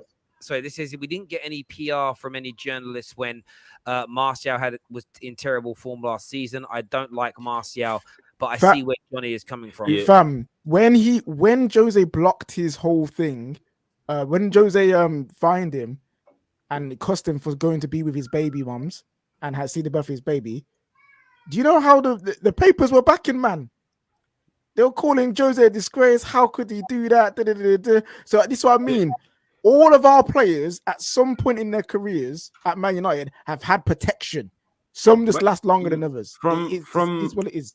I see it. I do see to what the guy that super chat saying. I do see a distinct difference as far as Sky Sports and the media sort in the way that they talk about the likes of a Martial and Pogba and that to the way that. They talk about like the homegrown players. However, but as far as fans go, everybody gets it equally. But as far as journalists, that part's fact. But instead of trying to tear down Rashford for something he can't control, he can't control the man writing positive about him. Tell the journalists to write positively about Martial, Pogba, or whatever foreign players there are. Tell them, man, cost them for not doing that instead of costing them for actually doing a good thing, which is trying to help someone. I think is what's interesting as well is that Man United fans have become tired of the sorry tweets from all of our players, not just Marcus Rashford. Definitely. And it's fatiguing there as well. But on top of that, you're in this sort of situation whereby a lot of people feel like Rashford's attention has gone away from football. As I said, everybody's kind of annoyed with the PR side of things. And he's also not liked. He's someone at the minute that's out of favor with a lot of fans, not just the people that have never kind of rated him. Because I'm pretty sure if Pogba released this sort of stuff, certain people wouldn't be angry. Again, other people would be. It's why I just treat it all the same. I don't want to hear it. Do it on a football pitch. Josh here says, so they weren't coached for the last 5 years, yet the majority of our players have praised and have had their best seasons in the last 5 years. I hear you. Do you know what I say to that, Josh? I would just say that I think some of our players could be at a much higher level with better coaching. I'm way more concerned about Rangnick's standards for the club than his selections and tactics. That's why the McTominay as captain comment rocked me, not gonna lie. Listen, if they ever make McTominay captain, oh god. See, where I view it slightly differently from you, Johnny, is I don't care what Ralf does as long as it leads to us winning. Like, the point is this: if I turn around and say to you now, Rashford's gonna stay and be the main guy. Bruno stays forever and is one of the main, barely gets dropped. Maguire stays, but they make McTominay captain, but it means we're going to start winning league titles and challenging for the Champions League again. Would you have a problem with it? I can't lie, I'd struggle. I can't lie, I would. No! That's mad! That's mad! Listen, if he makes McTominay captain, I might have to drive to his house myself and fucking do him in. I'm telling you. Even if we... Hang on. Does that make sense? So even if we reach the standard that you want of winning Premier Leagues and challenging in the Champions League, you would still not be happy if McTominay was if he was the captain. That would still make you angry. I just can't be in a world where McTominay's captain of Man United. Well, even if we're the best team in England. Even if we're the best team in England. Yeah, Jordan Henderson was not the choice of captain. I was just KJ. I was just about to say that. You have to remember. I don't think McTominay should become our captain because I don't think he shouldn't be in the club. I can't even get a word in, bloody hell. I don't think he's good enough to cement a first team position. He shouldn't be. He shouldn't be starting week in, week out. Therefore, he shouldn't be captain. However, when Jordan Henderson got given the captaincy for Liverpool in 2015, nobody, including Liverpool fans, were expecting him to be the captain that led them to a Premier League and Champions League. He's still a better player than McTominay. But in 2015, how he was being spoken about, including by Liverpool fans, is the same. Is very similar to how Man United fans speak about McTominay. Your captain does not have to be your captain. No, I'm not saying it's going to happen. What I'm saying is your captain doesn't have to be your best player.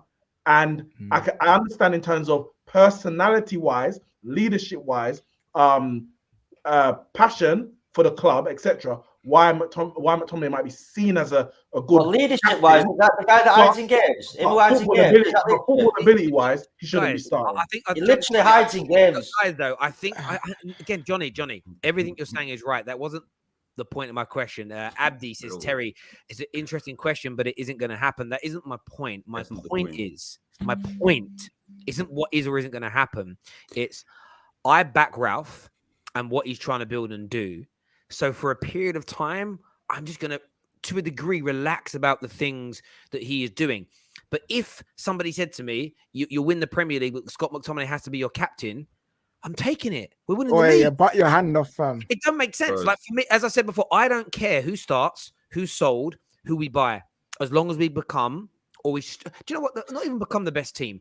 As long as that's like someone punching me in the mouth. That's like somebody punching me in the mouth, but putting ice on it at the same time to solve it better. Wait, but Johnny, Johnny. What do you want Man United to achieve? Winning the Premier League, and then go there, drop some ice on that, mate. So wait, you're telling me a Premier League is ice? Is the Premier League ice? The Premier League is the ice. Wait, the Premier League is a minor remedy. I need to ask you a different question. I need to ask you another question.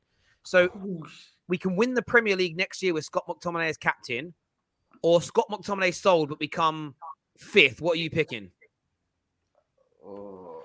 Oh my God!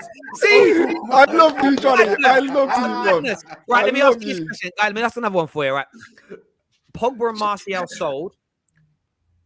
Marcus Rashford has such a good 2022 that he wins the Ballon d'Or and Man United win the Premier League, or Rashford is sold and forced to retire from football, but Man United come fifth. What are you picking?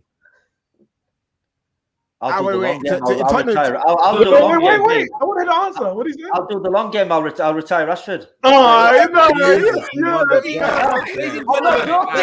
Yeah, we found I'm not joking. You I'm can't. not joking. I'll retire Rashford now. I'll wait a couple of years. The maddest thing is about the comment section. Johnny, I like the energy you bring. The people agreeing with you because I recognize them. They're nearly all rival fans. That's what I'm saying here. It's a madness. It's a madness. You literally give up a Premier League title just to get rid of. It's correct. That's where I'm different. I look at it the other way. I don't care who's in our team, who's starting. I don't care the style of football as long as we're winning. Idealistically, I want my favorite players. I want it to be the best football the world's ever seen.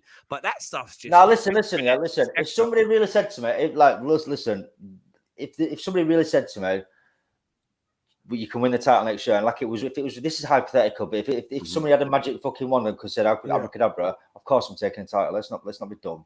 But it's a hypothetical, and I can't take hypotheticals that seriously.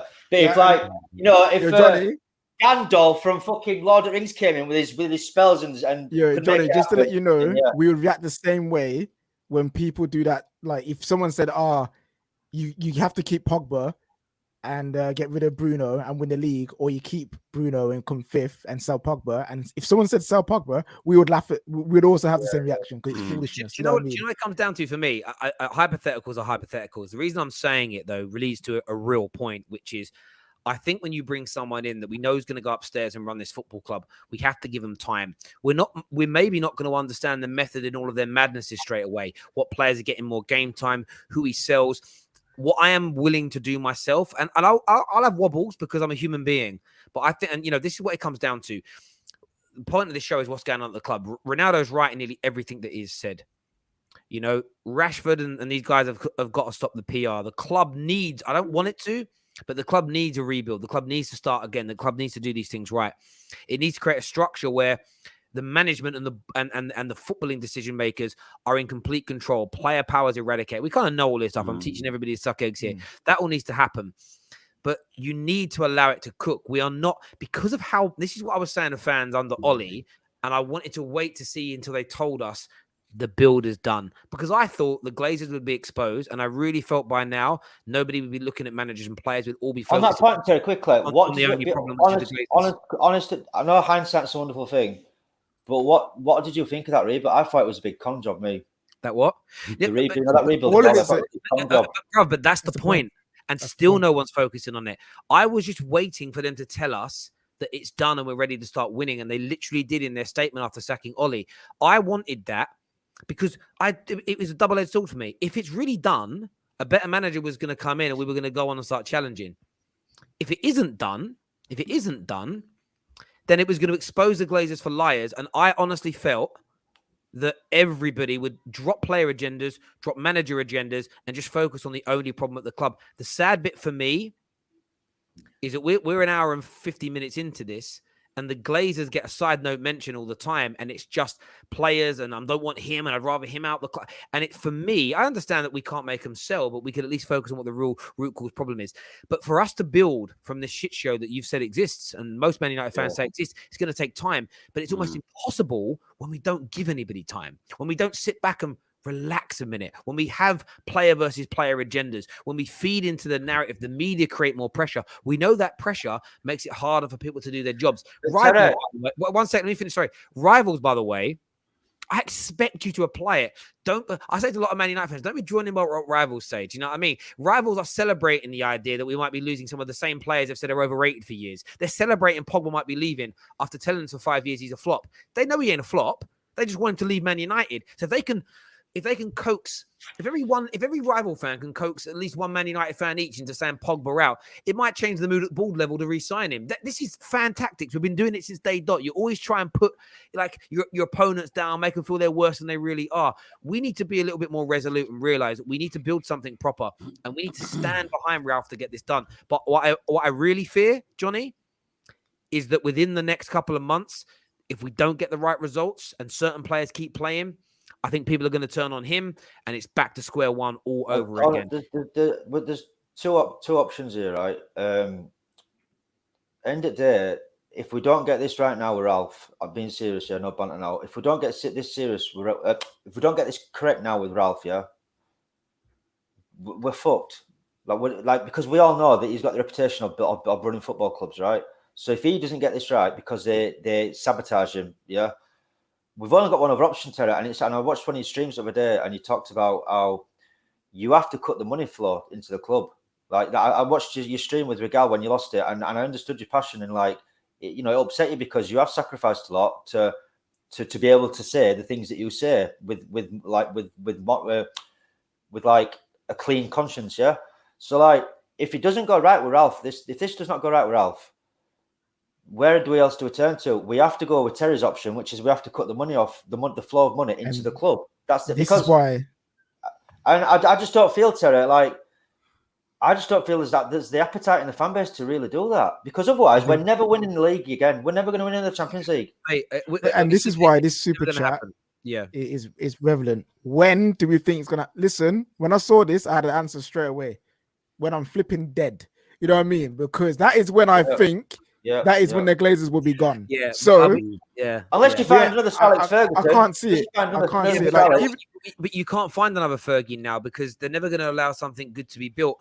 You're absolutely right, Johnny. If Ralf can't convince the Glazers to allow the club to be run properly so that it can start winning titles again, no one's going to be able to convince them. It means we'd have gone through Moyes. You've had LVG and Jose come in, who are two of the most respected, whether they were past their best as coaches, they're two of the most respected names in football. From they didn't listen to them. Ole had the red in the blood thing. Clearly, they didn't build anything. They didn't listen to him, and they told us they were listening to him the whole bloody time. And if they don't listen to Rangnick, we are absolutely screwed. But I can always tell you what's going to happen. It will just move on to another manager in, manager out debate. Bruno, Rashford, Pogba, Martial will all be gone. It will be new player FC versus player FC. And do you know what I think Man United fans will notice, the ones that are new to this in 3, 4, 5 years' time? We've been doing this since the Ole era. No, bruv. We've been doing it since the Moyes era. And it's the same thing. It reminds me of that film with Tom Hanks, Tom Cruise, that where him and Emily Blunt, where every day he dies and he comes back. Yeah, that's a good. That's how it feels to me. It really, really does. And if it don't work, guys, I think most we can expect season in, season out is good cup runs. I think that's but Johnny, I've said this so many times. Man United fans either need to do something, get off our asses and do something, or we accept that we're finished and become like the rest of the Premier League. Do you see Crystal Palace fans vex all the time? Do you see flipping Brighton fans vex? No, because they know what they are. We're still living in delusions of grandeur, mate. You know what I'm saying? We're still living in the delusion. KJ, what the hell was that, mate? You Cockney now? Where you from? I was trying to say mate, but you just came out wrong, fam. You know what I'm saying? You said like Danny Dyer. I don't know why you went Cockney on us. I'm personally now, I don't buy any kits. I don't put any money into the club. I don't even buy Adidas stuff anymore. I have Sky Sports, but I watch other sports, not just football. Yeah, I do not put I have replica shirts that I bought off somewhere I shouldn't have done. I do not put any money into this football club anymore. But I'm only one person. Terry's only one person.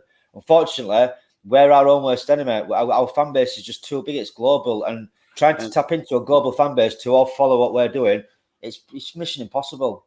Mission impossible. And I hear you on that completely. And more so to that, I think with the more money being added to the game, to answer the super chat's question, with more money being added to the game and wages only going up, they're not going down, they're going up. You got the likes of Newcastle that now got Saudi owners. To be honest with you, I think if we don't get this right within the next, I want to say 4 or 5 years, I could legitimately see United becoming like a top 7 team, top 8 team, like completely outside the top 4. We already there, bro. I don't see what are you on about. I mean, I'm talking about like, because I'm an eternal optimist, so I still have hope inside me, somewhere deep down. You know what I'm saying?